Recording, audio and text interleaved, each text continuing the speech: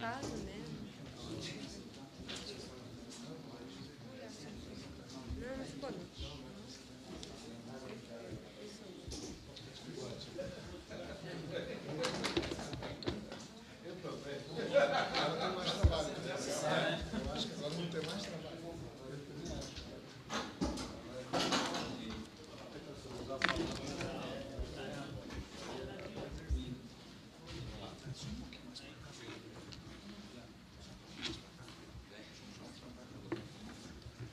Senador, você sente aqui?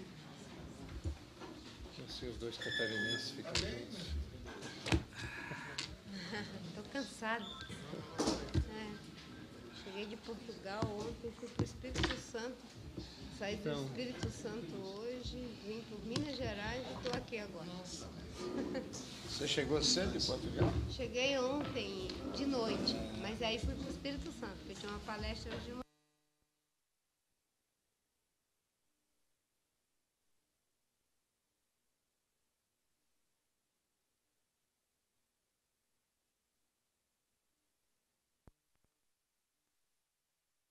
Para iniciar essa reunião, a gente convida Dom Leonardo, né, que nos acolhe aqui hoje, para poder fazer umas palavras iniciais de abertura, né, desse nosso encontro, dessa nossa reunião, aí nesse nosso anseio de que a gente tenha no Brasil um Código Florestal que de fato represente os anseios da população, represente o respeito, né, às atuais, futuras gerações e ao meio ambiente.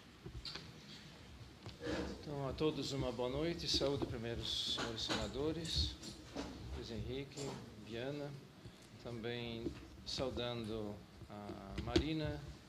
Espero saudar a todos que estão aqui. É um momento muito importante e a gente agradece a vinda dos senhores senadores, estabelecendo assim um diálogo. É um grupo que vem trabalhando intensamente, um grupo muito grande, aqui tem apenas alguns representantes, uma longa discussão, tentativas realmente de ajudar na reflexão e também proposições concretas para termos um bom código florestal. Eu tenho usado uma expressão dizendo um código florestal ético. Ética tem a ver com relação, tem a ver com relação entre nós, com a natureza. Tendo acompanhado bastante essas discussões, eu sinto que esse grupo ele tem o que dizer, tem para propor. Então, nós agradecemos essa possibilidade de sermos ouvidos e também de podermos apresentar assim algumas propostas. Queria também agradecer, acho que em nome de todas as entidades, o grupo que trabalhou mais intensamente, né? O nosso grupo é bastante diversificado, né? Mas, graças a Deus, fomos sempre cada vez mais convergindo para propostas muito positivas. Inclusive, aqui nós estamos com representantes de um comitê que também tem uma secretaria que a gente gostaria de agradecer esse trabalho. Então, da minha parte, boas-vindas a todos e um bom trabalho a todos. E aí, senadores, como o Dom Leonardo já colocou, o Comitê Brasil em Defesa das Florestas, né, e do Desenvolvimento Sustentável foi resultado realmente de uma ampla coalizão aí de de um amplo espectro de movimentos sociais, entidades. Nós, quando do lançamento, já éramos mais de 150 entidades nacionais, entidades estaduais, entidades locais, né? Hoje já são mais de 200 entidades vinculadas, né, ao comitê e aos comitês, e já temos mais de 10 comitês estaduais lançados e alguns com lançamento ainda previsto para esses próximos dias.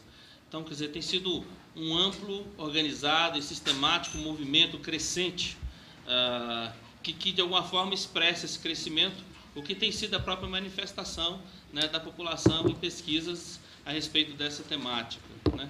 Então, nós estamos aqui então, com essa perspectiva de estarmos apresentando apresentando na íntegra aquilo que é o resultado do trabalho, dessa articulação, das discussões e daquilo que a Secretaria da Coordenação né, do comitê conseguiu sistematizar nesse último período, recolhendo essas contribuições dos diferentes movimentos e dos diferentes comitês que têm participado da discussão, né? Então, é um movimento que vem recolhendo, sistematizando, devolvendo, inclusive, para processos de validação com as diferentes entidades que participam tanto em nível nacional como em nível estadual.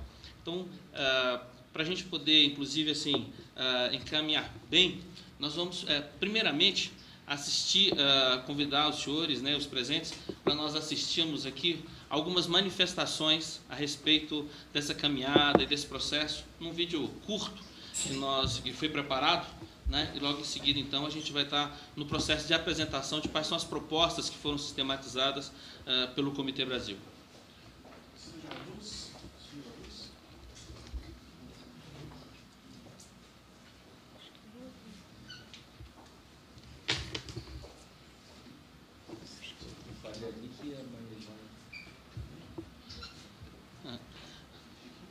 A tecnologia, às vezes, ainda nos... Não, é importante só dizer, eu vou complementar aqui, Pedro, que Se essa quiser, daí... eu chamo o meu neto. Já vai. Não, dali, ó, o Padali, ele é o expert aqui da CNBB nesse assunto. Essas aí são algumas manifestações que tem de alguns artistas relativos ao Código Florestal. Tem uma mensagem aí. De uma das decisões mais importantes do Brasil e do mundo nesse século XXI.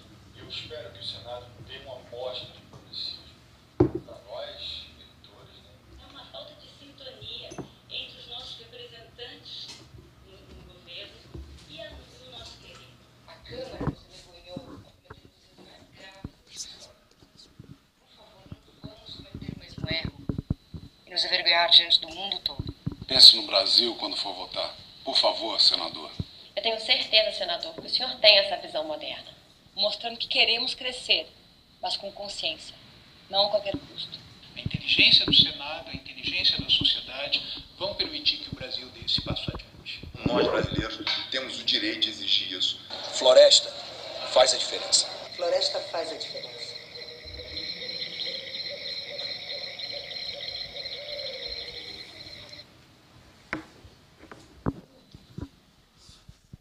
E aí eu convido, então, Raul, para estar entrego a vocês um pouco entrego a vocês a síntese, né, dos documentos que estão com as propostas. Era vontade do comitê que pudéssemos estar entregando esses documentos anteriormente, né? Foram algumas tentativas de reuniões antes desta data, queríamos que fosse com mais antecipação, né, daquilo que seria semana passada, do que agora próximo à apresentação, mas nós acreditamos que a disposição, a boa vontade dos senhores pode possibilitar o acolhimento e verificarmos como é que a gente pode fazer para avançar na composição do código. Eu passo a palavra ao Raul, que vai justamente colocar para os senhores e para os demais, né, quais são esses pontos fundamentais que estão contidos nesse documento. Muito bem, agradeço. Só queria justificar uma coisa. Nós tivemos ainda há pouco a ministra Isabela, tivemos uma reunião também, e ela tinha acertado de vir aqui junto com a gente. E na visão, ela pediu que ela no fundo, está numa reunião agora com o secretário executivo da Rio Mais 20, e aí ela pediu que o Luizão viesse, mas nós dois viemos e eu acho que ela é anfitriã, né? Ela é anfitriã de um evento e por isso pediu, de fato, desculpa, mas eu acho que é importante nesse momento é que nós, como relatores, estejamos aqui. Exatamente. Inclusive, efetivamente, a presença dos dois que era fundamental, da ministra que chamou, é muito importante, mas o Luizão já falou com a gente hoje de manhã, dizendo que ela estava com esse problema, a gente entendeu perfeitamente. Nós agradecemos a disponibilidade dela, né? Eu vou tentar passar, senadores, de uma forma mais breve possível. Os senhores têm o documento na íntegra aí.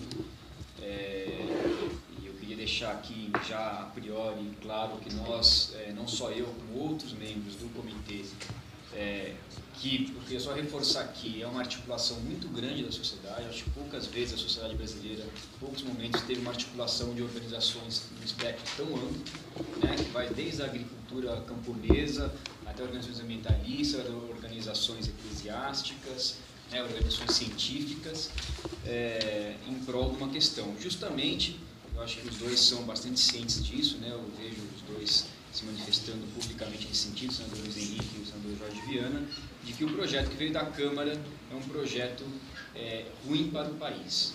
Né? Ele é um projeto que exagerou na mão, ele é um projeto que foi muito para um lado, e aqui nós estamos tentando colocar ou recolocar no texto algo que eu já queria deixar claro também, que não seria talvez o texto dos nossos sonhos. Né? Acho que se a gente fosse apresentar um projeto, o projeto dos nossos sonhos, ele seria inclusive diferente do que está aqui.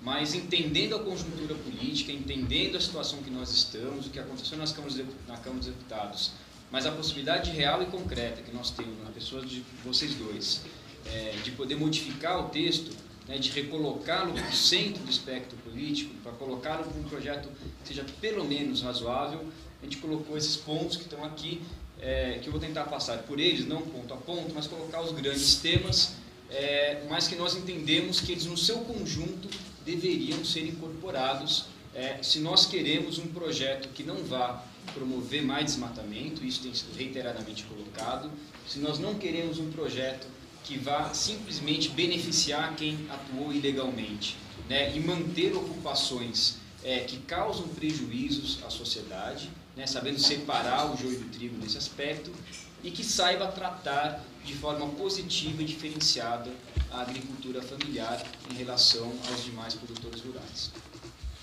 Muito bem, então nós temos dois documentos que vocês receberam, eles, na verdade, é um documento único, ele tem esse documento principal, que ele está de uma forma mais dissertativa, tem um texto anexo, que é um quadro, né, digamos, de uma forma mais objetiva, e o documento ele tá dividido em três grandes questões, né, em três grandes pontos.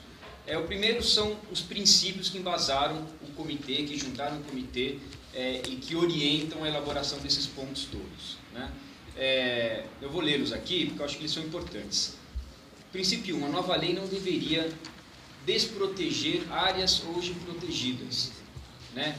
Manguezais, veredas, topos de morro, a menos que existisse alguma comprovação científica de que não há razão para protegê-las, o que não há até o momento. A nova lei não deve facilitar os novos desmatamentos. Isso vem sendo reiteradamente dito por todos que estão nesse debate público.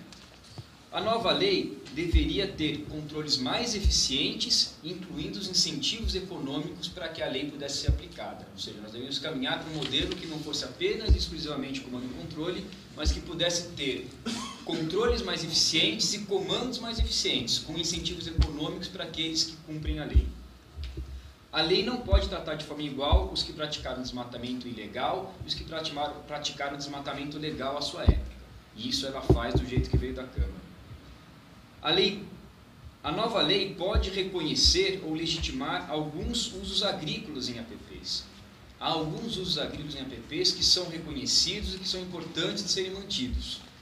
Mas isso são situações excepcionais e não pode ser a regra como o texto que veio da Câmara. Ou seja, não pode ser a regra manter todas as ocupações que foram feitas até o presente, né? O contrário, tem que ser aquelas situações que justifiquem essa regra de exceção.